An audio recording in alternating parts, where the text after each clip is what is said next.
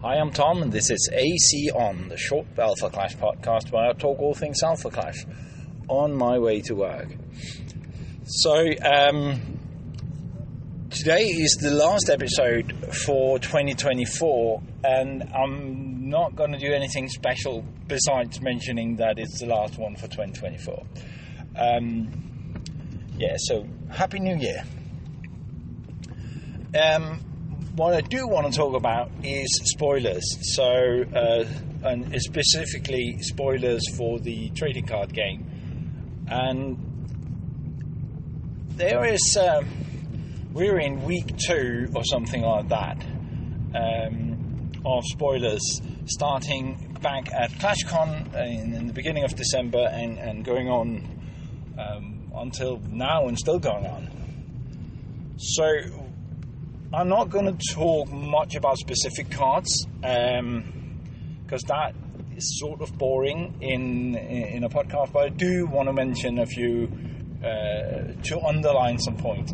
What I'm not going to do at all probably is mentioning the contenders. I want to save my commentary about contenders to a contender tier list sometime in early 2025 before the set comes out. But that said, here's the topics. As I mentioned, there's been quite a few spoiler cards, and some of them are quite interesting, I think. So I've noticed a couple of themes. They may not be the themes of the set, but I'm beginning to see the outlines of such sets, of such themes, or sub-themes maybe. One of them is protection, or combat tricks and characters that play into defending your own stuff. I'm thinking of stuff like the new clash buffs. So not long ago, the green clash buff, costing a single green, called Baiting, was revealed. Baiting is a really cool card, in my opinion, because you can do some unexpected. Everyone knows the card exists, but some unexpected trickery with it, where you sort of deflect damage for something you want to keep around. There might not be a contender that does some of the same things, trying to protect things, not necessarily kill the opponent, but protect something that you want to have hanging around an extra turn. What Baiting does is that you can play that clash buff on both on attack and defense, obstruct, and you shift the defender to a different card. So you have something out you'd rather have die, and you can sort of switch that. I'm unclear. And the new defender gets +0/+2. What I'm unclear on is whether that card had to be able to obstruct. I don't know. So maybe you could play this on an already engaged card, sort of not telling your opponent that you're able to do this. It's only cost a single green, and you get to draw a card at the end of it. So a lot of value, and even at common. So interesting card for me, but that in and of itself, but also that it plays into this defense sub-theme that's going around. Defense, removal, stuff like that. There's a clarity card that does some amazing removal, but also is an epic. So the other theme is not a theme per se. Another bit of this combat tricks we get out is that way back at the very first set, The Awakening, 2022, 23? Oh man, it's been a while, hasn't it? Well, there you go. I think 2022, 2023, whenever the Kickstarter first released, and then the retail version of the Awakening, when that came out, there was some zero cost Clash buffs. They were subsequently errated and then banned. They were simply too powerful, and we haven't had zero cost Clash buffs in the game ever since. But now we do, at least one.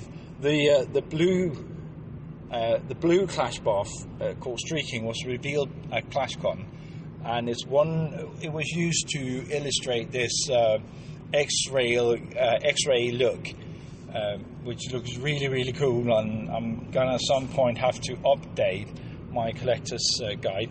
But that's a zero cost blue. Blue meaning that types of resources, doesn't really care what color you play, as far as I remember. What color you play, what color anything else is. Your contender needs to be blue, if I remember. What it does is it puts a streak counter and +1/+0 on either the attacker or defender, so you can use it both ways. Technically, you can use it on your opponent's stuff as well. That would be a corner case. So it's not overly powerful, but it is zero cost. So it's a good thing to keep in hand.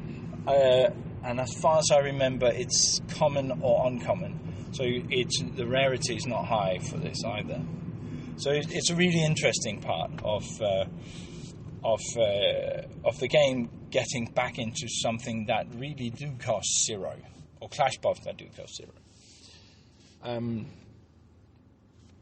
Also, in these combat trickeries, there are the black Clash buff, Rank Up, came out, and what that does is it allows you to get a badge which gives you +0/+1.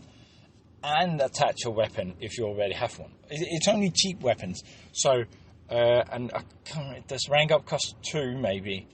And it's only a small weapon, so it costs 1 or less, which means it's Clarity's 1911. Are there any other 1-cost weapons? I don't remember. I think there was one more. But they're very small and not very useful. But together with the subway car, you can sort of cheat the weapon time. So that those two are good in unison. Getting a cheap weapon out and getting to put it on whatever needs it at the blink of an eye. So that's some interesting combat tricks, and heavily, to me at least, with the badge and the green Clash buffs, leaning towards a good defense. What I also want to mention is okay. So I said I wouldn't mention the contenders, but one contender I will mention. We know that we are going to get Alpha Asta as a progenitor. Now, Alpha Asta is the only progenitor we've known, and I sort of imagined that would be a specific race from a specific planet or something like that. We don't know much about them other than they arranged the Gambits and the Awakenings. So what they do, or what they've done, is that way back in Awakening, again, the first set, we got an Alpha Asta Clash card, which was very powerful. And then we've got now a contender that is also Alpha Asta. But to poke a hole in my theory that that progenitors are a specific race of blue men, because Alpha Asta seems to be blue and mean-looking, we've had revealed another progenitor card. This time it's a Clash card again, but it's a dragon. Now, I don't know why that is the dragon, and we might have to wait for the second novel coming at the end of 2025, or maybe we'll get it already with set fire with the comic book Equilibrium. There's going to be a comic book that is a special local game store edition, and I so want to get my hands on that, but we'll have to see if that is successful. Anywho, what this contender does, we can call it Avarice, because that's the name. Avarice the Iridescent, and it has a lot of cool effects, but it will also tells us story-wise is that something is to come, meaning set 6, 7, 8, 9, I think. So we're sort of with set 5, we're ending a block of the happening in the present day Earth.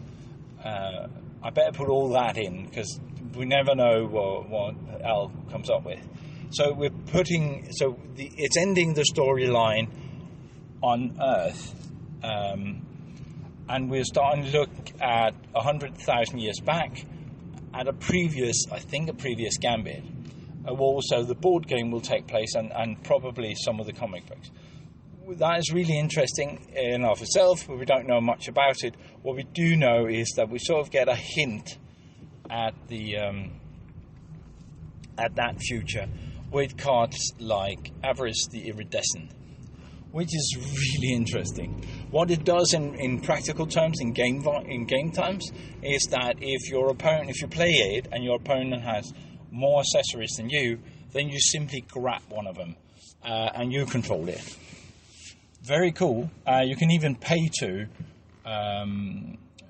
green, I believe it is, and just chuck it to the Oblivion, whatever accessory you control, meaning also the one you just hijacked, really. So there's a cool effect and a leveling of playing field. And this is not the first time we sort of got a hint into what is to come, both mechanic-wise and story-wise, in the card game. I almost missed this one, but in Genesis Return, the set 4, the current set, there is a card called T-Bone Rigid Defender, something like that. And he uses turf counters. The only card using turf counters. Maybe there'll be more turf counters. Maybe we'll have to wait to set 9 or 10 whenever you move to the next block. I don't know. Maybe it comes out in Equilibrium, more turf counters. That would be cool. Anywho, the point of this is that we sort of got a glimpse into the future as the same thing. The third thing I noticed is that we are starting to lean into the next draft box. I think it was called the Nexus of Power. It will come out here. It will release, I'm trying to remember, the spring, something like that. Spring, early summer. The next draft box will come, and that will have cards from more than just the last few sets. But what we do see is a lot of these cards that support previous strategies, which would be needed at a low rarity level to make strategies viable in the draft box, is coming out in the main sets now. Some of these are things like the Clash buffs I've just mentioned, and there's a grenade support again. So there's another grenade coming out, this time a smoke grenade, which makes it to 4 grenades, at least of what we know. Now, there's no reason to have grenades specifically in Equilibrium. There's only one contender in the set, that is Alpha Hunter, but it being, I think it's rare or uncommon, that being in there supports the card pool for the draft box. We had a bit of that in the last set, in Genesis Return. Jensen's Returns. So this sort of rounds it out, getting us ready to get a draft box. Now, if you have not had a chance to do a draft, I had the chance to do my first draft in at ClashCon in Charlotte. That is not the last time I'm going to draft this game. The Year of the Dragon box worked really well. I think we have some really interesting games with the decks we built that were coherent. There was enough in them to make them coherent. Much like a good Magic set back when they were coherent. So I really, really like it. And I'm definitely going to try and do that again. Maybe that should be my New Year's resolution. Anyway, that is the third theme I see in this. So there is more defense, or at least combat tricks to lean or play to lean against defense.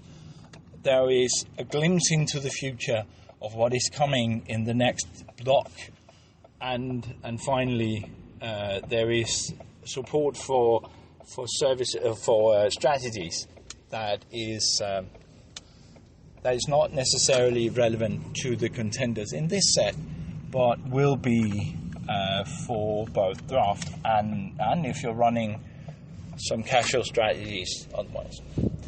Anyway, that was it for me for this time. I will see you again next Monday, where we will be in 2025. Bye for now.